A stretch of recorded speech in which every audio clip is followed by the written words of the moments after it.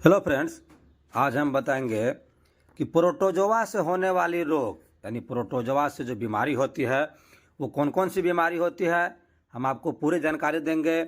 यदि आप अगर प्रोटोजोआ से होने वाली रोग की पहचान कर पाइएगा तो आप सही ट्रीटमेंट कर पाइएगा, पशु को सही दवा दे पाइएगा और आपको ट्रीटमेंट करने में आसानी मिलेगी।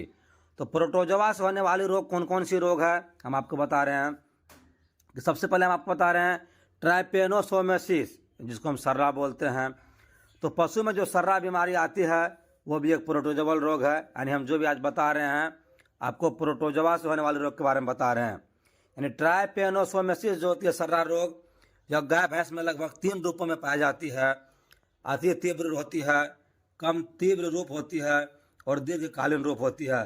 इसका लक्षण हम आपको एक अलग से वीडियो लेकर आएंगे, लेकिन फिर भी कुछ बता देते हैं। इसमें भी तेज बुखार रहती है, इधर उधर दौड़ते रहती है पशु, कभी कभी अंधा हो जाती है, दीवार से टकराती है, ये सब इसका सिम्टम है। और यह ट्राइपेनोस ये जो बीमारी है ना, ये जीवाणु इसका जो प्रोटोजोआ होती है वो ट्राइपेनोसोमा इवेंसी नामक जो प्रोटोजोआ होती है उसके कारण होती है। और आइए हम दूसरा बीमारी बताते हैं आपको बेबियोसिस के बारे में। यानी बेबियोसिस ये भी प्रोटोजोअल रोग है और ये भी बेबेसिया बाइजेमिना यानी बेबेसिया बाइजेमिना जो प्रोटोजोआ है उसके कारण होती है। तीसरा बीमारी आपको बता रहे हैं थैलेरेसिस यानी थैलेरेसिस, यह भी जो है थैलेरिया एंटुलेटा नामक प्रोटोजोआ जो आती है उसके कारण होती है। चौथा बीमारी है एनाप्लाज्मोसिस, यह भी एनाप्लाज्मा मार्जिनल के कारण होती है। वो प्रोटोजोआ है एनाप्लाज्मा मार्जिनल। और पांचवा बीमारी है ट्राइकोमोनोसिस यानी ट्राइकोमोनोसिस, इसका कारण भी है ट्राइकोमोनस फीटस के कारण होती है। और छठा बीमारी है कोक्सीडियोसिस यानी कोक्सीडियोसिस, ये भी कोक्सीडिया प्रोटोजोआ है उसके कारण होती है। अगर आप मवेशी में प्रोटोजोअल रोग पहचान लीजिएगा और आपको हम एक एक चीज़ बताएंगे, यानी प्रोटोजोआ से कौन कौन सी बीमारी हुई आपको बताएं और हर एक बीमारी का सिम्टम बताएंगे, तो आप एक अच्छा इलाज कर पाइएगा, यानी पशु को अच्छा से ठीक कर पाइएगा। हम आपको हर एक चीज़ के बारे में बताएंगे।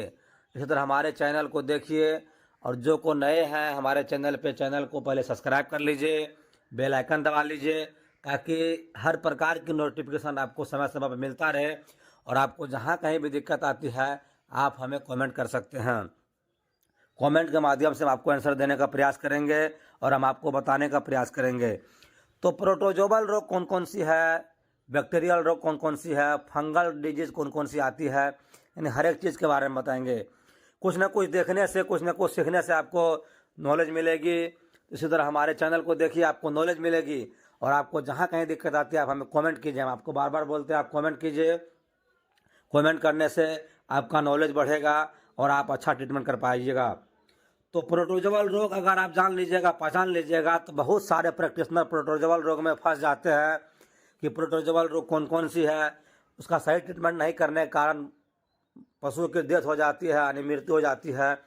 तो आपको प्रोटोजोअल रोग की पहचान करना अनिवार्य है। बैक्टीरियल डिजीज़ का ट्रीटमेंट लगभग सभी लोग कर पाते हैं, लेकिन प्रोटोजोअल में थोड़ा मुसीबत आती है। तो हम आपको सर्रा के बारे में, बेबियोसिस के बारे में, जो कोक्सीडियोसिस जो बोले उसके बारे में हर एक केस का अलग अलग वीडियो लेकर आएंगे और हर एक केस का अलग अलग बारे में बताएंगे, सबका सिम्टम बताएंगे और सबका ट्रीटमेंट बताएंगे। हमारे चैनल से जुड़े रहिए, हम आपको हर एक चीज़ का सिम्टम बताएंगे और ट्रीटमेंट भी बताएंगे। आपको जहाँ दिक्कत आती है आपको हमें कमेंट कीजिए, जो बीमारी के बारे में पूछना है हम आपको बताएंगे। ऐसा नहीं कि बीमारी के बारे में नहीं बताएंगे, यानी जो भी बीमारी के बारे में आपको दिक्कत आती है आप हमें सीधा कमेंट कीजिए और आपको एक नंबर भी देंगे, उस पर हमें संपर्क कीजिएगा ताकि हम आपके लिए हमेशा बताने का प्रयास करेंगे। और जो बताएंगे आपको कोई फी नहीं लगेगा। आप जहाँ से भी, आप पूरे भारत में कहीं से भी हैं, आप हमें पूछ सकते हैं, हम आपको बताने के लिए हमेशा तत्पर रहते हैं। इसी तरह हमारे चैनल को देखिए, इससे बड़ी बात हम कुछ नहीं कर सकेंगे। चैनल को देखने से आपको बुद्धि खुलेगी, नॉलेज खुलेगी, आप एक सही ट्रीटमेंट कर पाइएगा। धन्यवाद।